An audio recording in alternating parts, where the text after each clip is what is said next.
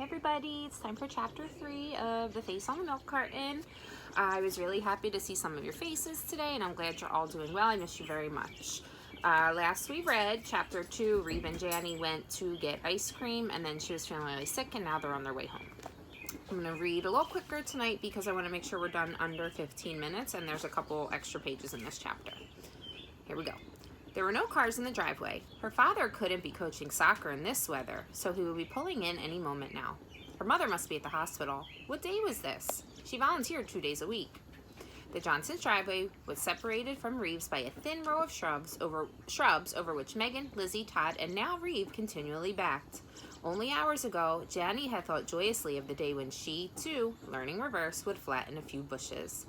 "Sure you'll be all right," said Reeve. "I could ask Mom to go over and sit with you." "Please," said Janny, meaning no, and they both laughed. When Reeve's mother took care of a person, she took serious care. Bed rest, chicken soup, and pillow fluffing. On school nurse forms, Janny had always put Reeve's mother to phone in an emergency, and Reeve had always put Janny's mother. Reeve's mother always sat with Janny, rubbing her back, reading chapters from long books, and Janny had to be in the mood for all that loving kindness. More often when she was sick, she just wanted to be alone in the silence and nest of her bed. "How can I be kidnapped?" thought Janny. "I don't even have neighbors who understand evil, let alone parents." She got out of the Jeep and dashed through the rain, putting her key in the side door. This opened onto a landing on the stairs between the cellar and the kitchen. Down in the cellar, next to the gleaming white washer and dryer, her folded jeans were stacked. Up in the kitchen lay a pile of mail, an overflowing brown paper bag marked for the Salvation Army, and the breakfast dishes. She scraped the dishes and loaded the dishwasher. It wasn't full enough to run, and there was a note on the refrigerator in her mother's pretty script: "Darling, don't forget class tonight, home by supper, love, Mommy." Janny hadn't called her mother Mommy in years, though she still called her father Daddy. Class, she thought, trying to make sense of that reminder. She walked through the house, touching. Same furniture. Her mother liked deep, intense colors. The sofa and chair were blue so dark and rich, they invited you to like a deep sea to dive in. In the dining room, 2 walls were glass and 1 was bright red. The other decoration was an enormous framed color photograph of Janny, age 12, bridesmaid for a wedding. She was giggling in the picture, half bent over, trying to hold her tiara of flowers as it slid off her red hair. Janny disliked this portrait. She hadn't gotten her braces yet, and the uneven teeth seemed to take over the entire picture, but her parents loved it. How they adored that long dress, they would say, smiling into the photograph's eyes as if it were still alive. How proud you were, being in a wedding party, dancing with the groom, staying up till dawn. Janny climbed the stairs to her room, passing by the ascending wall of photographs. Her parents disliked albums. They immortalized Janny on the stairs. Janny at the beach, on skis, in a Girl Scout uniform, in her first dancing dress. Janny on the trip to the Grand Canyon. Janny in gymnastics. Janny at the middle school awards ceremony. Janny on the runway for a fashion show in a hospital sponsored as a benefit. "I'm sick," she thought, deranged. Imagining they kidnapped me. I mean, talk about proof of a loving family. From the folded laundry to the refrigerator note. She remembered what the class was. Her mother had decided that she and Janny needed an activity to share. She picked, of all things, cake decorating. In spite of their past record at arts and crafts, the fouled needlepoint pillows, the abandoned quilt tops, the unfinished knitting, her mother was convinced that she and Janny could be like the rest of the world and do something creative with their hands. The only thing Janny liked to do with her hands was put nail polish on them and dial phone numbers. Phone numbers. On the milk carton was a toll-free 800 number to dial if you have seen this child. Janny froze 3 steps from the top, turning her head slowly, like a patient becoming paralyzed, neck stiffening forever. She forced her eyes to search among the photographs. There were no baby pictures. She had asked why before, because they never got around to buying a camera till Janny was 5, said her parents. But you didn't need your own camera for baby photographs. Every single store that sold baby clothes, from Sears to Bloomingdale's, from high fashion Tot to Toys R Us, had photographers and special portrait prices. Jenny Spring, taken from a shopping center in New Jersey at age 3. But I sure remember, thought Jenny. 3 years old is a time to have memories. It's not as if Jenny Spring was 3 months old. She entered her room. It was the largest bedroom in the house. Since her parents each had a small study, they had taken the little bedroom and given her the spacious master bedroom. Jenny had a habit of leaping into hobbies with tremendous enthusiasm for a few months and then abandoning them forever. The walls and shelves were testimony to lost interests. There was a gymnastics display, when she had fallen in love with tumbling. There was the horseback riding ribbons from 4th grade to when she practically lived at the stable. There was the music, when she had intended to be the world's foremost flautist. The last piece she had ever practiced still lay open on the pretty little music stand her parents had bought her for Christmas that year. Janny did not share her mother's adoration of fierce, intense blues and reds. When she turned 14, they had redecorated the room by Janny's colors: ivory, pale rose, and faded lavender. The bedspread Janny had chosen was lace panels, all different shades and textures of white. It was too fragile to sit on. She folded the lace into a tube at the bottom of her bed and lay down on a plain, dark rose wool blanket beside it. She was as rigid as a board. The mattress sank down while Janny's spine remained stiff. She ordered her muscles to relax, forcing first her shoulders to go limp, then her neck and her jaw. At last, she had sagged into the contours of the mattress. Now she tried to look inside her brain, to dip through her memory as if it were a card catalog at the library. Nothing. And yet, memory felt oddly bright, not dark, not scary or mysterious. Light, easy, good. There's somebody else down there, thought Janny. She shuddered violently, picturing another tiny little girl living at the bottom of her body, begging to get out. Janny wet her lips. The silence of the house was suddenly unbearable. She leaped from the bed, pounded down the stairs, flung open the side door, and ran over to the Shields' house. They were too close friends with the Shields to bother much with knocking. She opened the door, yelled, "Hello," and went on in. Mrs. Shields was watching Lassie. "There's probably something wrong with me," remarked Reeves' mother, "but I adore all these old black and white reruns. They're so safe." Safe, thought Janny.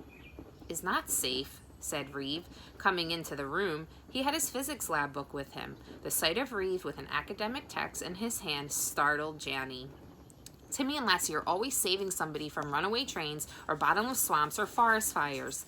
"Ah, but the kitchen," said Mrs. Shields. "Nothing ever goes wrong in the kitchen. Have a chocolate chip cookie, dear," she said to Janny. "Don't," advised Reeves. "She put icky things like oatmeal and bran in the cookies. Timmy," he told his mother, referring to Lassie's owner, "would never have to gag down oatmeal and bran in his cookies." Nevertheless, Reeve took several of the largest cookies and flung himself into a chair. He was one of those boys who didn't simply sit. They collapsed, snapping the legs off chairs and breaking the backs of couches.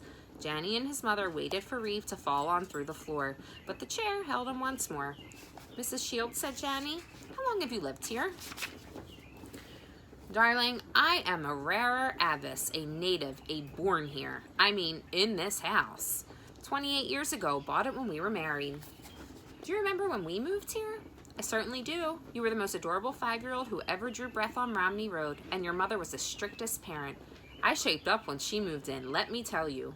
Mrs. Shields smiled, a private smile of memories kept within, to warm herself by. "Why was she so strict?" said Janny. She had bitten off some of the cookie and was now unable to chew it. Little bits of dough and bran lay on her tongue and threatened to choke her.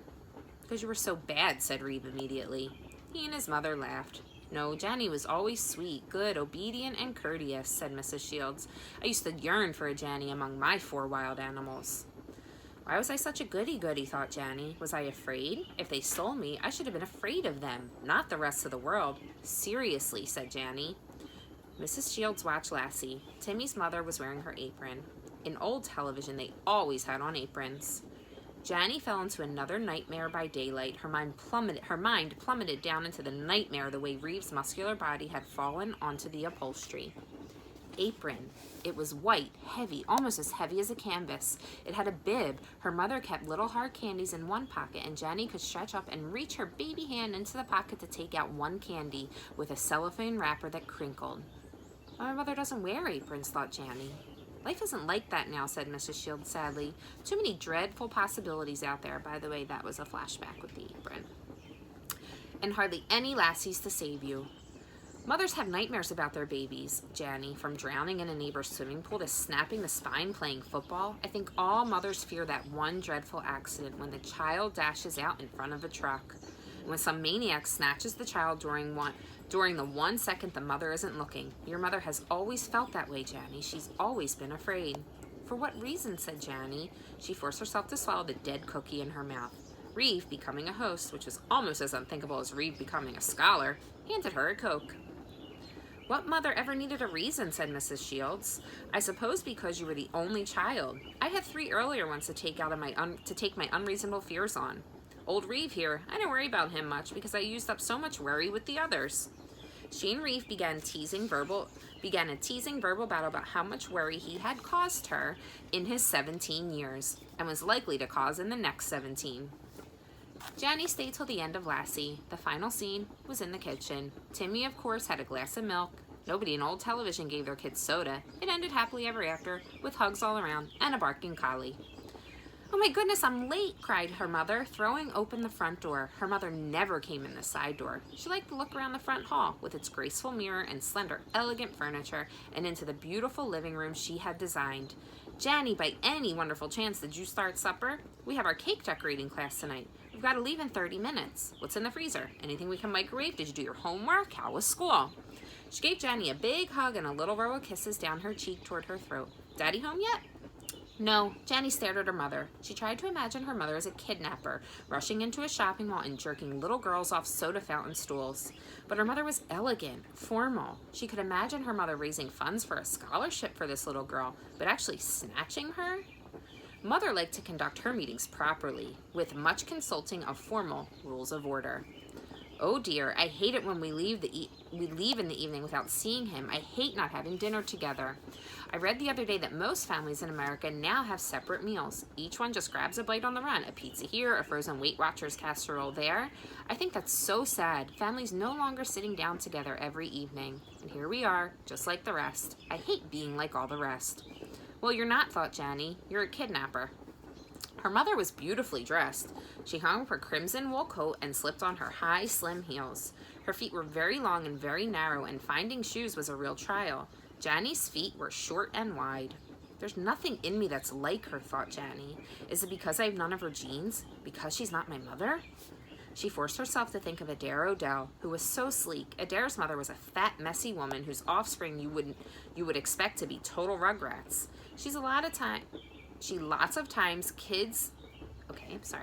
Lots of kids don't resemble their parents. It meant nothing. Her father charged in the side door, full of energy from soccer. What a team, he said. He launched his first bear hug at his wife, and Janny would normally have run up for hers, but she found herself edging out of reach. What a season. I love my kids. They try so hard. We practice in the school gym because of the rain. Can't stand that stupid principal they have down there. Good janitor, though. Big help. I can't wait for the next game. We have so much potential this year. Why do we have a microwave pizza? Where are you guys going? I don't ever get to talk to my girl. He pretended to kick soccer balls around Janny's ankles. Daddy, stop it, she said. How can I embarrass you when there's nobody around to see, he countered. Tell you what, I promise to do this in front of all your friends one day, just for comparison's sake. Thanks, said Janny. Cake decorating, explained her mother. You think it's the right sort of class for somebody as weight-obsessed as you are, said her father. I won't eat any of it, said her mother virtuously. Sure, said her father. Listen, you two scarf down those awful frozen jobs. I'll make myself a real dinner after my shower. Love ya, have fun. Bring me some cake. I want the most frosting. He charged up the stairs. They talk more than I do, too, thought Janny. They spout conversation continually. Both of them. I have more listening in me than talking. We're not going to make 15 minutes. The classes at the Y, the familiar hot chlorine and sweat smell of the pool met their noses. Remember your swim team, said her mother. I was so glad you lost interest in swimming. There I'd sit with all the other mothers, waiting for hours till the heat came up, and then I couldn't even tell which one you were, and it was over in 3 minutes anyhow. Ugh. At least when you took up riding, it was more fun. Why don't you go back to riding?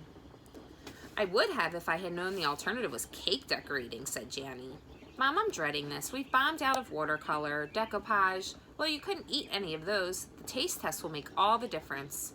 They took the stairs to the kitchen. The Y ran a soup kitchen by day, where her mother had not yet volunteered, but surely would before long. But in the evenings, the kitchen was available for cooking classes. Japanese, Chinese, Vietnamese, and French cooking. Each had a night. Cake decorating seemed backwards and untrendy next to the cuisines. Think of all the calories. This is a dangerous hobby, Mom. Besides, you told Daddy you weren't going to eat any of it. I lied. Janny and her mother burst into giggles.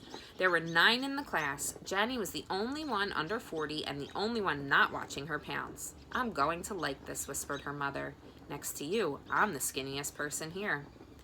They learned on cardboard, not cakes. They piped icing out of tubes, cloth bags, and paper cones. They used star tips and tubes tips for flowers and ribbons, and Janny could not keep pressure on her tube even. So for that every attractive flower, she had a pitiful plop of icing instead. Yours looks like a faded bouquet, remarked her mother. The instructor demonstrated flowers yet again, and Janny leaned forward to see her technique. She fell hideously into another daymare. The conscious part of her thought, am I falling into the cake? Will I be a pitiful fool in front of these women, my face covered with icing?